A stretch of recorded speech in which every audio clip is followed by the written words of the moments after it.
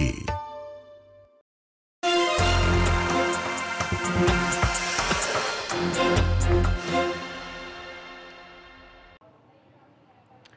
नमस्कार, स्वागत है आप सभी का एबीपी गंगा में। मैं हूं आपके साथ प्राची पारशर। गंगा दोपहर की शुरुआत करें, लेकिन उससे पहले नजर हेडलाइंस पर।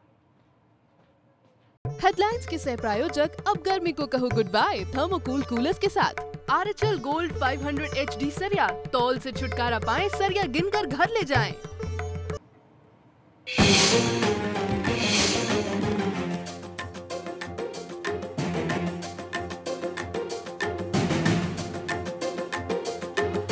आगरा में बिगड़े हालातों को लेकर हुआ मंथन। चिंताजनक हालात पर 5 अधिकारियों ने संग मिलकर की ये बैठक।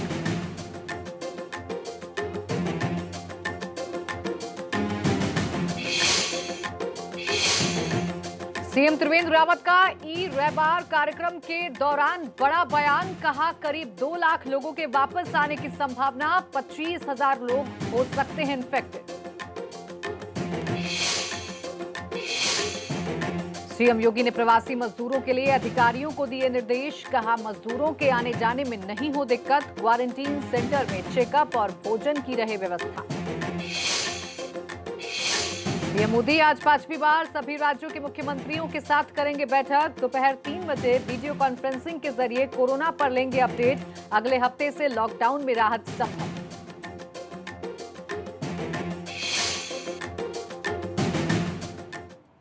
और आइए शुरुआत बड़ी खबर के साथ करेंगे, और ये खबर अलीगढ़ से है। क्रिकेट के खेल में विवाद हो गया। 2 पक्षों में जमकर पथराव और मारपीट हो गई है। पुलिस के पहुंचने पर लोग मौके से फरार हो गए हैं। तो ये अहम खबर आपको अलीगढ़ से बता दें, जहां क्रिकेट के खेल के दौरान विवाद हुआ और 2 पक्ष आमने सामने आ गए। दोनों पक्षों की तरफ से जमकर पथराव हुआ है, मारपीट हुई है। पुलिस को जैसे ही सूचना मिली, पुलिस मौके पर पहुंची, लेकिन तब तक दोनों ही पक्ष के लोग मौके से फरार हो गए थे। तो ये बड़ी खबर आपको बता दें, और बड़ी खबर अलीगढ़ से है।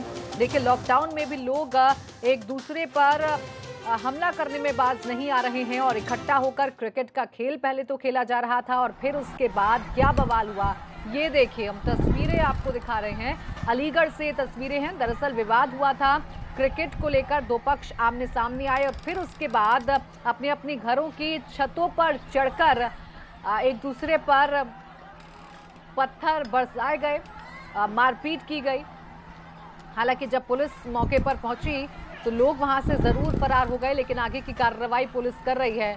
लेकिन ये तस्वीरें देखिए आम हो गई हैं। रोज ऐसी तस्वीरें हम आपको दिखाते हैं जब विवाद में 2 पक्ष आमने सामने आते हैं और भूल जाते हैं कि वो किस तरीके का व्यवहार कर रहे हैं। जिसके जो हाथ में आता है वो दूसरे पक्ष पर नुकसान पहुंचाने के लिए फेंक दिया जाता है। फिर चाहे वो पत्थर हो, चाहे फिर वो डंडे हो, एक दूसरे पर बरसाना लोग शुरू कर देते हैं, और इसमें नुकसान भी उन्हें खुद को ही होता है।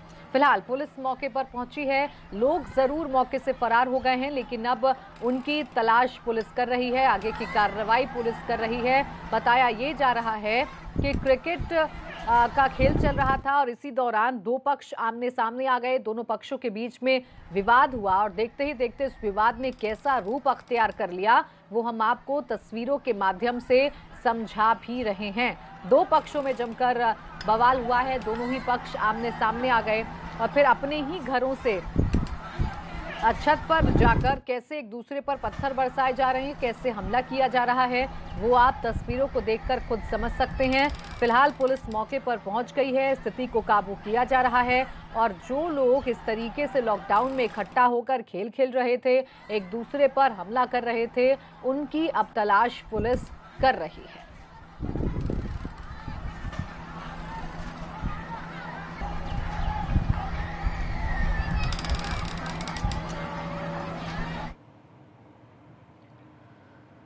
और अब अगली खबर कौशाम्बी से, जहां 2 पक्षों में झड़प हो गया। दोनों पक्षों में गोलियां चलने लगी। रंजिश के चलते ये 2 पक्ष आपस में भिड़ गए। तो ये भी खबर आपको बता दें। देखिए, कौशाम्बी से खबर है, जहां 2 पक्षों में झड़प हुई, और इस झड़प ने कैसा रूप ले लिया वो आपको हम बता रहे हैं। गोलियां चलने लगी, और बताया ये जा रहा है कि आपसी रंजिश में ये गोलियां चली हैं, और निशान आप देख सकते हैं इस विवाद के। 2 पक्ष आमने सामने आए, और फिर धुआंधार फायरिंग होने लगी। हालांकि पुलिस मौके पर पहुंच गई है, हालात को काबू में भी कर लिया गया है, लेकिन तनाव की स्थिति जरूर बनी हुई है। सबसे पहले तस्वीरें आप देख रहे हैं और तस्वीरों को देखकर आप खुद समझ सकते हैं कि मौके पर कितने भयावह हालात बन गए होंगे, क्योंकि रंजिश के तहत दो पक्ष आमने सामने आए और फिर दोनों ही पक्षों ने अंधाधुंध फायरिंग करनी शुरू कर दी, जिसके निशान आप देख पा रहे हैं इस लाल घेरे में। सबसे पहले तस्वीरें एबीपी गंगा पर आप देख पा रहे हैं। पुलिस मौके पर पहुंच गई है।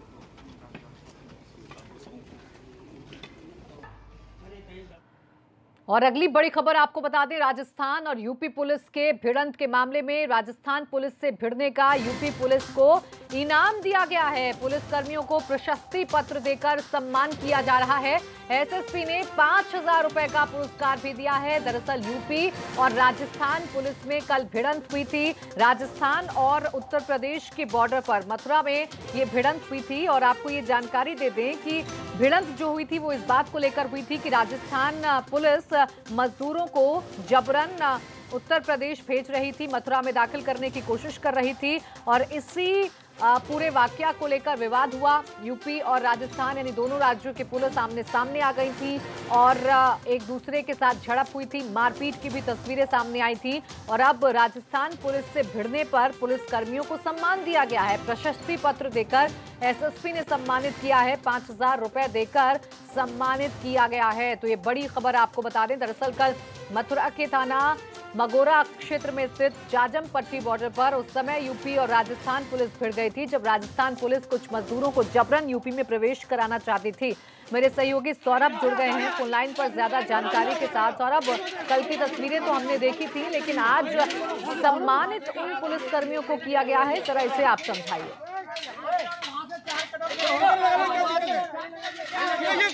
सौरभ, आपको आवाज मिल पा रही है? जी, आपकी आवाज आ रही है। सौरभ, आज सम्मानित करने का मामला सामने आ रहा है। कल दोनों राज्यों की जो पुलिस थे वो आमने सामने आ गई थी। जरा समझाइए डिटेल में पुरस्कार के बारे में और किस तरीके से मामला आगे बढ़ रहा है।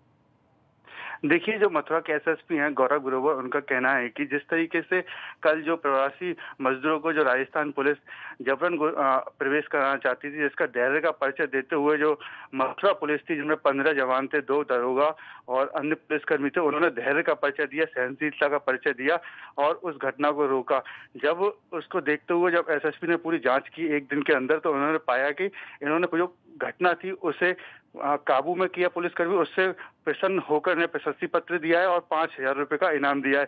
देखिए, कल की अगर बात करें घटना की, तो ये रविवार सुबह की घटना थी कि जब राजस्थान पुलिस यूपी में जो प्रवासी मजदूर हैं उन्हें जबरन प्रवेश कराना चाहती थी, तब इन्होंने पुलिस को रोका। पुलिसकर्मियों ने, यूपी की पुलिस ने, मथुरा की पुलिस ने, तब उन्होंने जो राजस्थान पुलिस थी उन्होंने हमला कर दिया, क्योंकि जो मथुरा के पुलिसकर्मी थे वो काफी कम संख्या में वहां पर मौजूद थे। तो उन्होंने सहनशीलता और धैर्य का परिचय दिया। उसके खुश होकर जो मथुरा के एसएसपी हैं गौरव ग्रोवर, उन्होंने 5,000 रुपए का इनाम और इन 15 पुलिसकर्मियों को प्रशस्ति पत्र दिया है। शुक्रिया आपका तमाम जानकारी के लिए।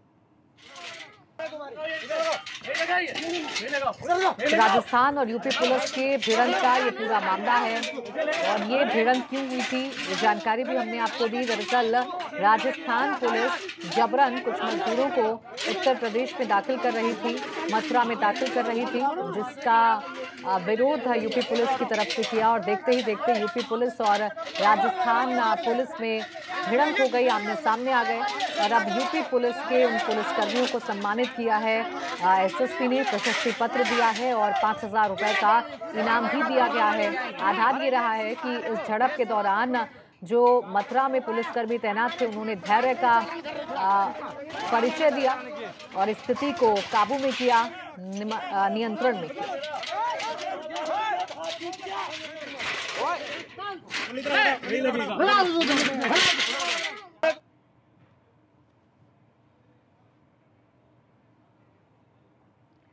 और एबीपी गंगा की खबर का एक बार फिर से बड़ा असर हुआ है। बाराबंकी में शातिर अपराधी को पकड़ने के लिए दबिश देने गई क्राइम ब्रांच की टीम खुद आरोपों में घिर गई थी। अब इस पूरे मामले की जांच के आदेश दे दिए गए हैं, जिसकी जांच एडीजी राजेश श्रीवास्तव को सौंपी गई है। अपने ही लोग हैं। हाँ डीसीपी क्राइम टीम। ठीक है, अभी कोई जरूरत नहीं। नहीं हाँ ठीक है। आप बात बताएं, वो हम लोग नहीं तो पैसा किस लिए मांगे? नहीं मांगा, सिर्फ उनको डरा। गाड़ी में किस लिए डराया आपने? गोश्त उनके पास से मिला है। काहे का गोश्त मिला है? बकरे का, मुर्गे का। हाँ तो बकरे का परमिशन है यहाँ पे दुकान खुलने की। लखनऊ में आरोपी को पकड़ने गई पुलिस खुद ही अपराधी बन गई। दरअसल इंदिरा नगर में हुई घटना में पुलिस अवैध तरीके से बिक रहे मीट विक्रेता को पकड़ने गई थी। इसी दौरान पुलिस का वीडियो वायरल हो गया। वहां के लोगों का आरोप है कि पुलिस रिश्वत मांग रही थी, जबकि वहां के लोगों का कहना है कि उन्होंने मीट बेचने की परमिशन पहले से ही ले रखी थी, फिर भी पुलिस पैसे मांगने लगी। इधर सुनिए परमिशन है यहाँ पे। मैं एसडीएम से बात करके दुकान मैंने खुलवाया है। मैंने खुलवाया है। वायरल वीडियो में आप देख सकते हैं कैसे पुलिस वीडियो बनाने वाले व्यक्ति को समझा रही है। नहीं तो पैसा किस लिए मांगे? नहीं मांगा, सिर्फ उनको डरा। गाड़ी में किस लिए डराया आपने? गोश्त उनके पास से मिला है। पर वहां के गुस्साए लोग पुलिस की एक नहीं सुन रहे। मुखबिर को साथ लेकर गई पुलिस को ही हाथ पैर जोड़कर जान बचाकर वहां से भागना पड़ा। मीट की दुकान पर बैठे संदिग्ध को पकड़ने पर लोगों ने पुलिस की टीम को ही घेर लिया।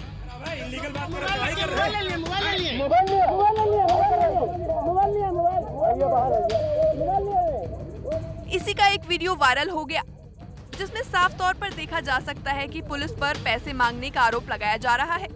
अपने ही लोग हैं। हाँ डीसीपी क्राइम टीम। ठीक है, अभी कोई जरूरत नहीं। नहीं हाँ ठीक है। आप बात बताएं, वो हम लोग। नहीं तो पैसा किस लिए मांगे? नहीं मांगा, सिर्फ उनको डरा। गाड़ी में किस लिए डराया आपने? पुलिस की ये टीम बाराबंकी के सफेदाबाद गई थी संदिग्ध आरोपी को पकड़ने, पर खुद ही अपराधी बन गई।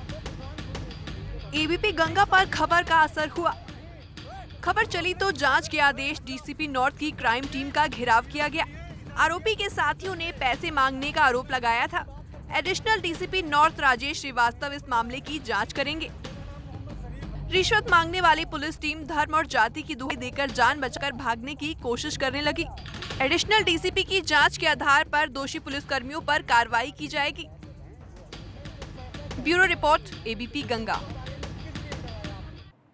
तो देखिए, एबीपी गंगा की खबर का असर हुआ है। इस खबर को हमने प्रमुखता से दिखाया था कि कैसे जांच करने गई पुलिस को ही वहां से निकलना पड़ा था क्योंकि लोगों ने विरोध किया था। बहरहाल बढ़ते आगे। कासगंज में हॉटस्पॉट एरिया में तैनात एक पुलिस इंस्पेक्टर के कोरोना की ड्यूटी कर जा रहे लेखपाल और दूसरे अन्य लेखपाल के साथ गाली गलौज, अभद्रता एवं मारपीट करने की घटना ने तूल पकड़ लिया है। कासगंज तहसील के समस्त लेखपालों ने उत्तर प्रदेश लेखपाल संघ के बैनर तले एकत्रित होकर उप जिला अधिकारी कासगंज को तहरीर देते हुए आरोपी पुलिस इंस्पेक्टर के खिलाफ सुसंगत धाराओं में एफआईआर दर्ज कर कठोर कार्रवाई करने की मांग की है। उन्होंने कहा कि यदि आरोपी इंस्पेक्टर के खिलाफ एफआईआर दर्ज कर कड़ी से कड़ी कार्रवाई नहीं की गई तो कासगंज तहसील के समस्त लेखपाल वैश्विक आपदा कोरोना वायरस की रोकथाम में ड्यूटी करने में असमर्थ होंगे।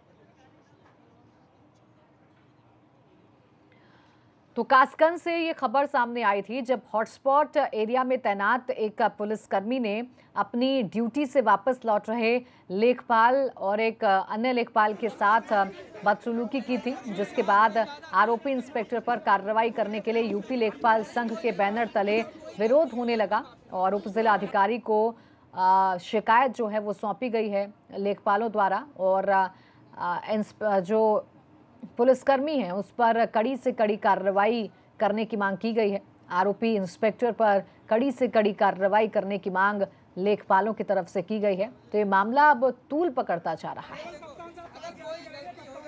राकेश हमारे संवाददाता कासगंज से जुड़ गए हैं फोन लाइन पर। राकेश, क्या अपडेट है आपके पास? विरोध के बाद अब क्या माहौल नजर आ रहा है?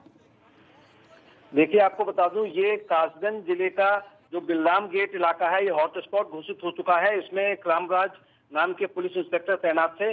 सुबह 2 लेखपाल जिनका नाम जगदीश और प्रवीण है, ये भी अपनी कोविड-19 की ड्यूटी करके वापस जा रहे थे। तो इनको वहां पर रोकने के बाद इनसे बदतमीजी की गई और इनका आरोप है कि प्रवीण के डंडे भी मारे इंस्पेक्टर ने और परिचय पत्र और कोविड-19 का पास दिखाने के बावजूद भी उनसे अभद्रता की गई, उनसे मारपीट की गई। तो ये खबर जैसे ही फैली तो जनपद के सारे लेखपाल लामबद्ध हो गए। उन्होंने मिलकर कासगंज के उप जिलाधिकारी को तहरीर सौंपी है और ये आरोपी इंस्पेक्टर के खिलाफ कड़ी से कड़ी धाराओं में कार्रवाई करते हुए और इनको निलंबित करने की भी मांग की है।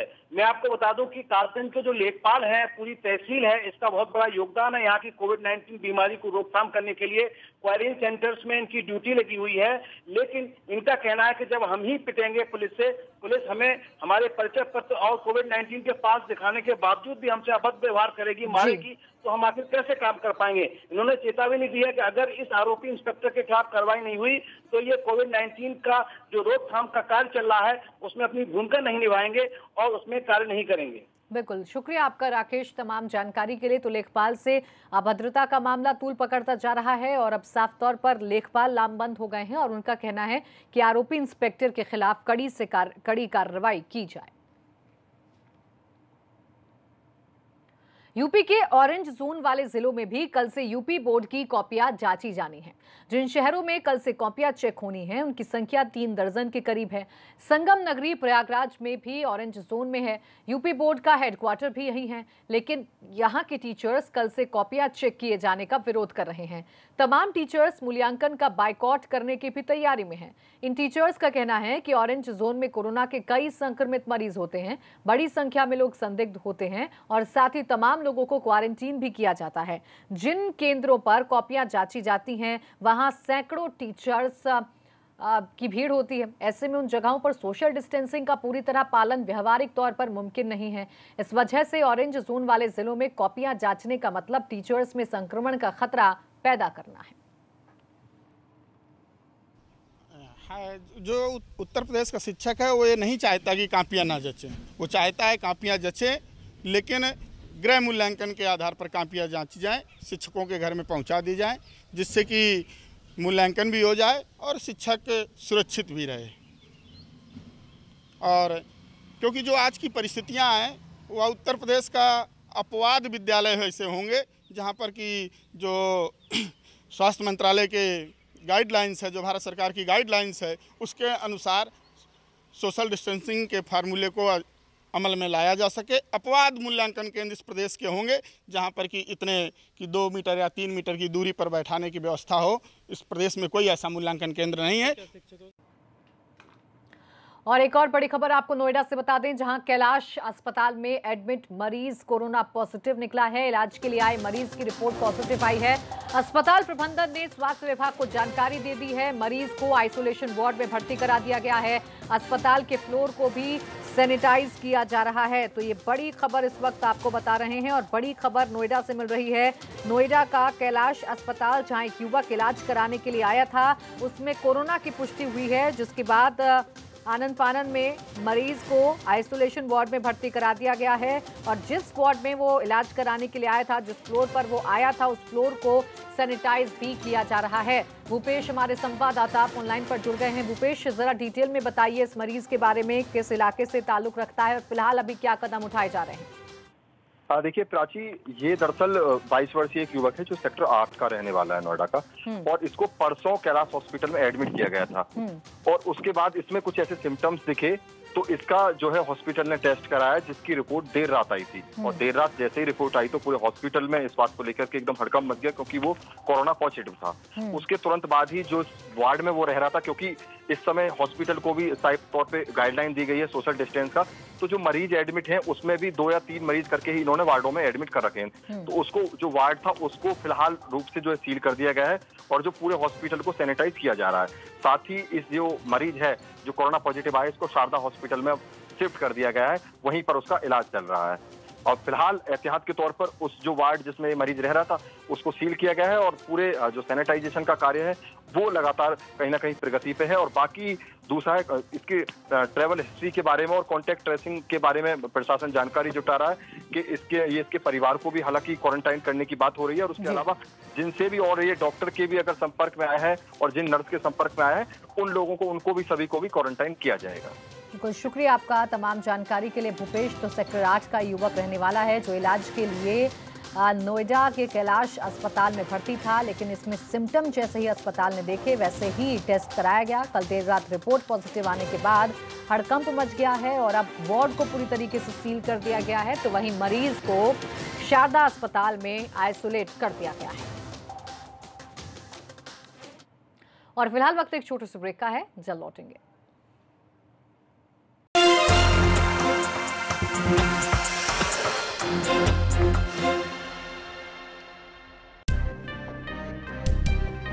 हाथ साफ तो कोरोना साफ। दिल मिलाएं,